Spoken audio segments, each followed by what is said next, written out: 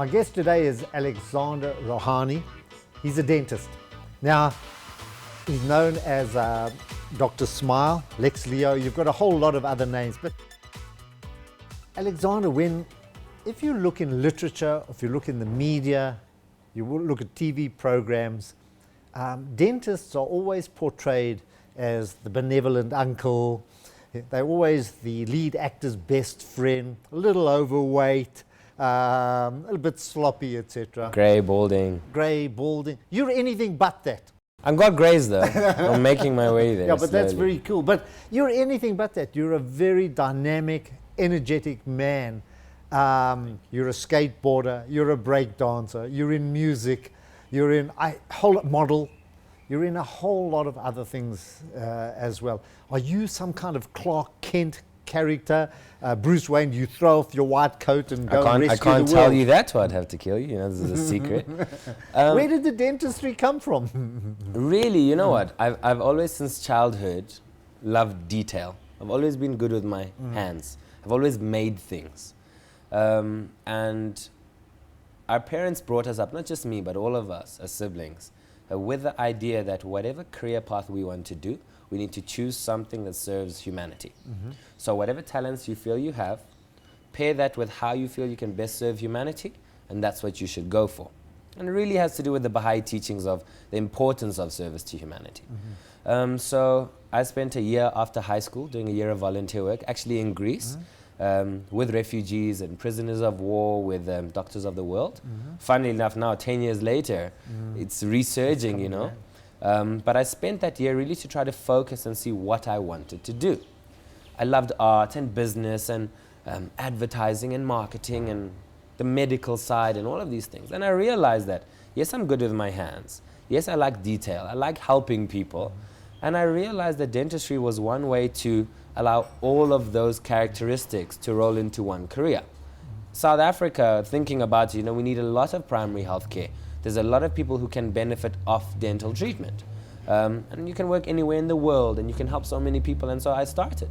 And more throughout the degree, I realized why I would make a good dentist. Because not only do you have a side which is detailed and theory and the practical is there, but the side for the love for service and compassion and quality of life of individuals is also there. And I really try to guide my current students to understand that dentistry is not just a practical profession. You have to have a lot of compassion. You have to have a lot of sympathy. And that's what will make you a successful dentist. You said your students. Yes. Obviously, you're a lecturer. I lecture at Wits. Okay. Well-known dental school. Yes, very well-known dental school. We try to keep our standard as high as possible. And I'm very fortunate to be able to lecture and supervise from first year all the way through to final year dental students. You're not that old yourself. Not that old. I mean, you can't have been qualified for more than a couple of years, and yet you're now lecturing. I'm currently 28. And by my standard, that's a baby. You know, that's I graduated in 2010. So really it's about 4 or 5 years of practice. Very noble. And I've come back to lecture, especially the fields and subjects that I graduated top in when I graduated. And this was something that I guess Wits at the time felt would be valuable to the students. And it's nice because I get to not only connect with them as a lecturer, but I wasn't there so long ago. It's more relatable, and what I'm speaking about I obviously know about. And combination, I'm also in private practice, so I get to give the students a little bit of insight into what's going to happen after university, and how they should start guiding themselves and molding themselves. You're the first dentist I've heard speak as passionately about his profession as you are. But I just want to break away from that because you mentioned something about your parents. Yes. And your siblings. Yes. How they guided you. Yes. Were you brought up in South Africa? You are of Persian descent? Yes, I'm Persian by blood. Both my parents were born in Iran.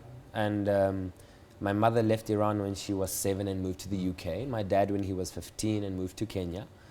And then basically they eventually met during university time in the UK, married and moved to South Africa.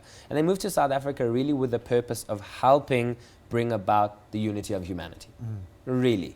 The Baha'i teachings, the Baha'i faith, which is our religion, really emphasizes the unity of humanity, the equality of races, the equality of genders. It's a big emphasis on unity and equality all the time. Although my mother, as soon as she moved to South Africa, only did volunteer work her whole life until a year and a half ago when she passed away. She never actually, even all of that psychology and counseling, she did voluntarily. So she never did it as a profession for income. She also served on the presidency in the National Religious Leaders Forum, Desmond Tutu Diversity Trust. A lot of efforts from both my parents' side to constantly try to bring about unity. So basically they moved here and I was born here, and I have 2 siblings biological and then 2 siblings adopted. And we all together are still all around. And really it's a situation of they brought all, and we're all in different professions. Economics, HR, law, engineering, dentistry.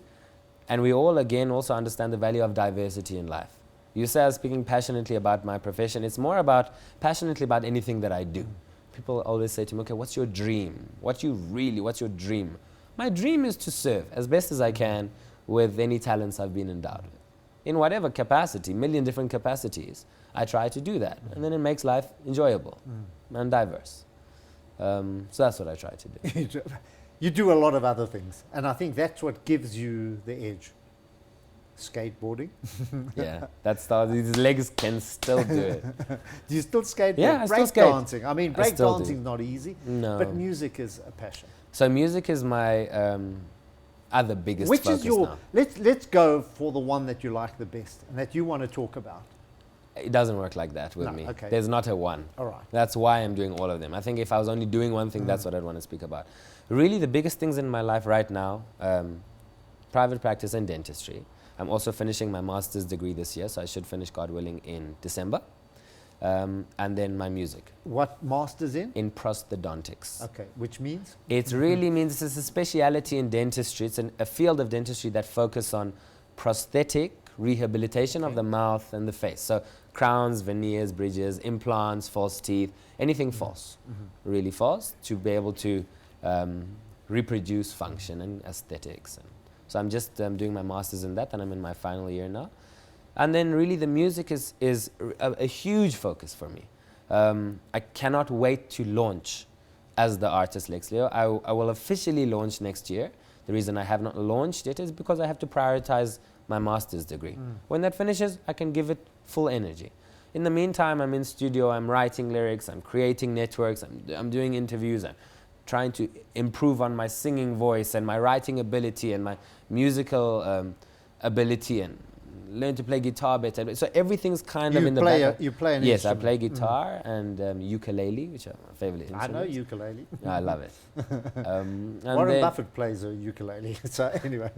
we should do a duet. But really the music is next year. Where did the music come from? I've always, growing up in a country like South Africa, you can't not love music. I've always enjoyed singing. My mother always used to sing and play guitar, and so did my aunt. And it's just very musical around me. Growing up in the South African Baha'i community, which is extremely diverse, black, white, colored, African. Is Baha'i, is it a broad range religion, or is it broad range in the sense that there's Baha'is of every culture, race, nationality, and it has to be because it's not specific to Iran or Persia? At the moment, there's more Tswana, Zulu, Xhosa Baha'is in South Africa right. than anything else. But every country you go to has its own local Baha'i community. But especially growing up in a country like this, there's always music, there's always singing.